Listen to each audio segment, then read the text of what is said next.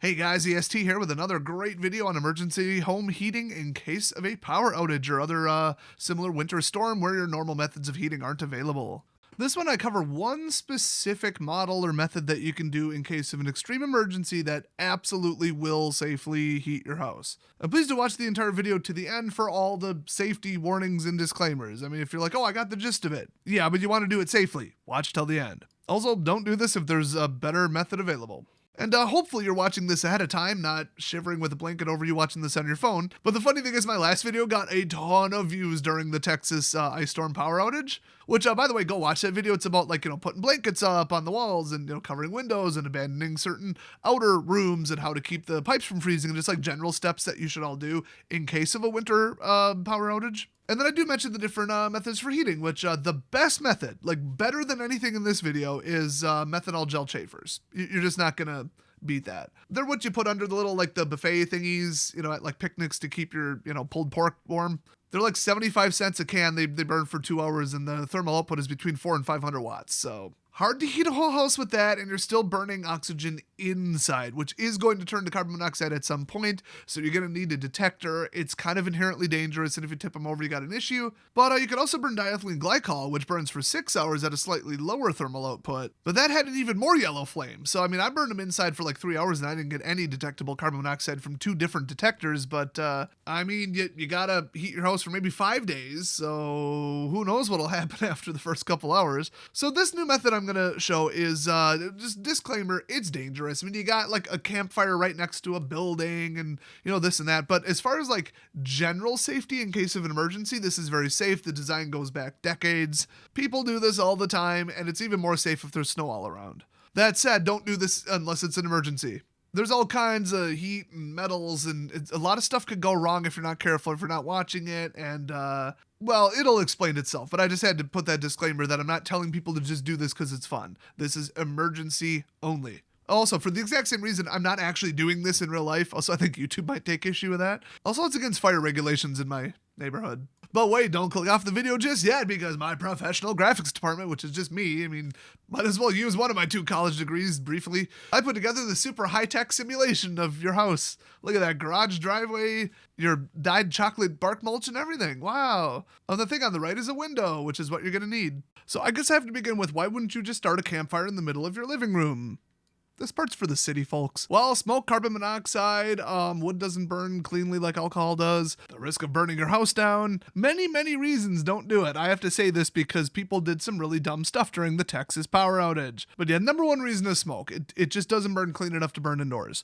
But luckily, you can burn it outdoors and get the heat inside. That is what this video is about. So you're going to need a couple things for this to work. The number one hardest, I guess I'll lead with that, is some sort of hollow metal pipe or pole. And, the thicker the better, but a real thin one will work just fine too. It'll just kind of increase the air pressure.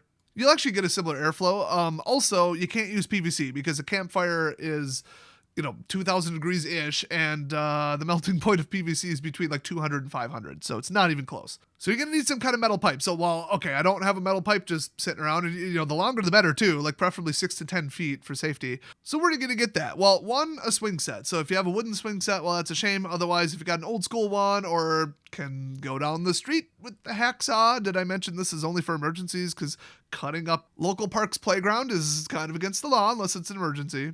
But, yeah, those tend to be 12, 15 feet, hollow, very, durable, and a lot of stuff that's waterproof, so stainless, nickel-plated, even galvanized to an extent. It won't be damaged by fire either, which is why the next best thing you can do is a flagpole, because, those are waterproof and they last forever. They tend to be stainless. Don't use them if they're painted. Don't use anything if they're painted, by the way. Or a shower curtain rod. Those are actually pretty easy to find. In fact, you could just go buy one and then keep it in your closet. But, those are the most common ways. Otherwise, just look around, find a metal pole somewhere. You'd be surprised how many metal poles are around. Now, you basically got to get from a campfire outside to your house inside. That's the whole point. So, 4 feet ain't going to cut it. Something closer to 12 would be nice. So if you have to join multiple together, well, they're probably not the same size. So take the smaller one, put it into the bigger one, stuff it up to try and make it, airtight with, I don't know, a silicone compound or just anything can survive high heat. There's all kinds of stuff like that around the house. And then bind them together with something like wire, like metal wire. If you don't have any, take the highest wattage appliance that you don't need, like some drill or a saw or, something that draws like 1500 watts, and then just cut the power cord off it, strip all the rubber, boom, you got copper wire. It's probably 8 gauge, pretty tough, thick stuff. But yeah, you duct tape it, that duct tape's gonna melt and light on fire in like 5 seconds. So once you got your amalgamation of straight poles that are probably at least 12 feet, here's the general setup. Feel free to swap out these materials as you need, just the concept is what's important here. So first, 2 cinder blocks. You gotta use something fireproof and sturdy to keep the fire off the ground. Then you're gonna need a big old baking sheet pan. That's what's gonna hold the fire. If you can, stack up multiple, because, they're made for like 400, 500, 600 degrees in your oven and probably much higher than that, obviously, without warping. And the melting temperature of aluminum is way higher than anything you get from a campfire. Other similar materials are pretty tough, but a campfire gets pretty hot and you're going to be directly on it and metal conducts heat. So yeah, 2 or 3 of them, especially with the weight of the fire on top of it. Yeah. Next up, you want to punch a hole in it that's only the size of the pipe. You don't want a lot of, extra area for the, coals and stuff to fall through. Or like ashes or anything. You don't want any part of the fire below that plane. So punching the hole is easier said than done, especially with no power tools. If you got a battery operated drill, there you go. But it's also easier than it sounds. I mean, just any large amount of mass hitting a metal plane with a small point. So, I mean, you could use an ice pick. I don't know who would have one of those. Smash it with an axe, or, just take a screwdriver, a fairly sturdy large one with a good point, and just bash the back of it with a rock or something heavy. There you go. I guarantee that'll get through it, and then you can sit there and size it up by kind of like, cranking it in a circle. Eventually, you work on it hard enough, you're going to find a way to put a pipe-sized hole in it. I mean, heck, sandpaper or metal file will get through it eventually. These aren't particularly thick, so you may be able to, like, friction cut your way through it. So next up, stick the pipe through the hole, and then get it through the window. And make sure there's as much distance there as possible. Now, if you're looking at that and thinking, wouldn't the pipe hit the brick? Okay, I'm not an artist. Here, does this help? You'd set it up with the bricks parallel to the house, and then it would go between the bricks, so they'd be, like, twisted, but yeah. Perspective is a little off in this one, but hopefully you get it, The whole point of the design is that you get fresh air through the pipe, from below the fire, below and to the left, hopefully. Then the air gets massively heated by the fire for 1 to 2 feet of the fire plus the flames above it. And then the air comes just spewing out because of the higher pressure. It kind of creates like a vacuum system on the bottom of the pipe, and then you get pressurized gas coming out of the top. And it's pure fresh air, it's just warmer because it was not contaminated, because all of the fumes, the smoke, the carbon monoxide, all the dangerous stuff from the fire didn't somehow magically loop back around to the bottom. It all went up into the sky. So since the window's cracked open, that's obviously a problem. So you want to take just anything, a towel preferably, roll it up into like a little cylinder, and then just pat it. Now, the other problem is that pipe, it might cool off, but it might not. It might melt your, vinyl windows or whatever they're painted. It's just, you don't want something hot up against your wooden frames and your who knows what glass framing materials. So, if you've ever seen one of these, you should have this around, and they're like $1 online if you buy them in bulk. You can get them at any store. It's a silicone trivet. So it's meant to take like something right out of the oven, like a pizza pan, and put it on this, and it'll keep your countertop just fine. If you have anything else made out of silicone, like my last video, we tested a fiberglass and silicone heat-proof bag to put money and documents in. It was supposed to survive 2,000 degrees. It survived 3,500 for about a minute, which that's pretty impressive. So you can just take that out of your safe, dump all the cash out of it, and then just wrap that around the pipe. Otherwise, it's just going to have to be something else fireproof. Some people would think, I'll just take a towel and soak it in water. It's going to evaporate and the towel's going to land on fire at some point, but I don't think you'll hit the ignition temperature of like cotton that far away from the fire. But if it's like a 6-foot pipe, first of all, the fire's a little too close to your house. And secondly, I wouldn't gamble on it. Start smoldering or something, you're going to get smoke. It's going to be bad. You got to watch that. So the most fireproof materials you can possibly get, like I said, campfire's 2,000. By the time it's down the pipe, it could be maybe a couple hundred degrees to 1,000. So whatever you have that'll survive that, wrap the pipe in that, and then let that material go between the pipe, the frame, everything else, and the hot pipe. And then jam up the gap in the window with whatever you have that's the thickest and the most insulating. So something meant to keep you warm, like a blanket. You could roll that up, a jacket, just some jeans. Really, it's just open airflow. Okay, that's bad. Then past that, it's thermal conductivity. So something that is an insulator would be really smart. So then, I probably don't need to explain where this is going, but you put some firewood on there and light her up, and there you go. Now hold on, you might just be saying, why would I have firewood if I don't have a fireplace? And if I have a fireplace, I'm just gonna use it. Well, if you have like a, little fire pit in the backyard or something. But okay, you don't have firewood. Well, here's the thing. They say you should never, ever, ever burn treated lumber or any kind of like laminated, painted, any kind of furniture, anything with a varnish. Yeah, if you're gonna breathe anywhere near it. For this, start busting up the furniture. Whatever's flammable, go for it. I wouldn't just burn like tires and plastic, but you're gonna need something more substantial than paper as fuel, obviously. That just goes way too quickly. But yeah, you can burn anything that even gives off like fairly unpleasant vapors because it's not coming up the pipe. The intake is below the fire. So as long as you jammed up the window really good and the wind's not going your direction, you should be fine. So, you can bust up an old chair, a table, whatever. That kind of stuff will burn for quite a while. Or, if you got a grill, charcoal. Heck, you could just fire up the grill and put the pipe through the grill and just burn out your propane. I probably should have started the video with that. I think that's more common. Then again, who doesn't have a baking sheet and like some rocks or bricks? Or like 2 mounds of dirt? 2 pieces of anything that don't collapse and don't light on fire. So, whatever. Like I said, this ain't blueprints. This is just, here's the concept, here's the physics, build it however you want that's safe. If you want to burn a chair, burn a chair.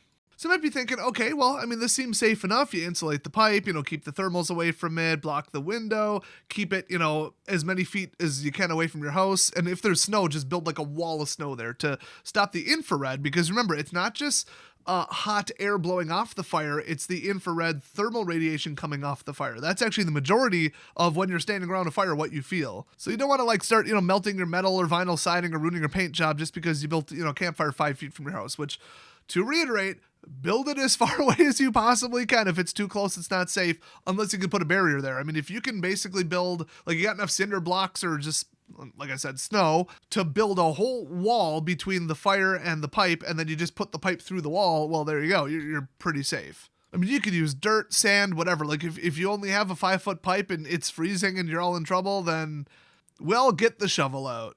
Although, in the winter here, the ground is completely frozen. You're not going to get anything done with a shovel.